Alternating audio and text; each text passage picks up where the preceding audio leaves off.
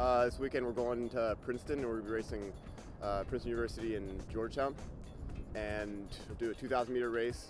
We'll turn around, do another 1,000-meter race next to the two boats, and then we'll go and take a little bit of a break, go back out a little bit later and do a couple smaller, shorter pieces.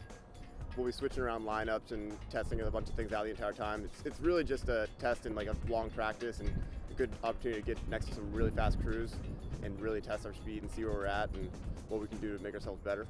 Well, it's an exciting race. We've been, of course, indoors over the winter and finished up a pretty successful fall season. And it's a big wake-up call for the whole team, especially younger guys. We realize, hey, we don't just train all year, we race. It's something I've never experienced before and kind of looking forward to. Always had the guys to look up to the entire time. Now I'm actually having to take over that role and be the guy that they all call up and ask questions about. And it's a little bit more hectic and stressful sometimes, but it's definitely worth it. Select few seniors on the team, it's not a huge group. Definitely try and motivate the younger guys, not only through rowing, but through their academics and schoolwork, and just building the whole scholar-athlete type mentality that, success on the course, it's just one part, but we also have to have success off. Even my 4 years, last year and my sophomore year, I definitely didn't have as much maturity now racing as I do now. It's something you really need to teach the young guys, and it's just a matter of they'll get really upset after pieces and losing something, or get upset that something's not progressing quick enough, or that we're not at a certain point yet. But it's always, we need to keep the focus on the main goal at the end of the year.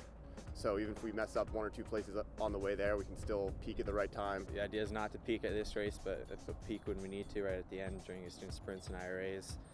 And I think, as far as doing well the previous years, it's best to go in with no expectations. I think you find a better relaxed rhythm that way. We always like to have a little bit like quiet confidence. We don't really care if everyone's ranking us high or if they're real quiet and they say we're going to be the worst team out there. We really don't care. We're going to go out there, show them what we can do. So we're not focusing on how high rate and all that kind of small nitpicky stuff and how well our blade works. We just drive it home, hard, consistent rhythm, typical Syracuse racing, which we like to call it. Win, lose, or draw. We just want the other crews to go, man, those guys in Syracuse sure know how to race and go hard, and that's what we're looking to do.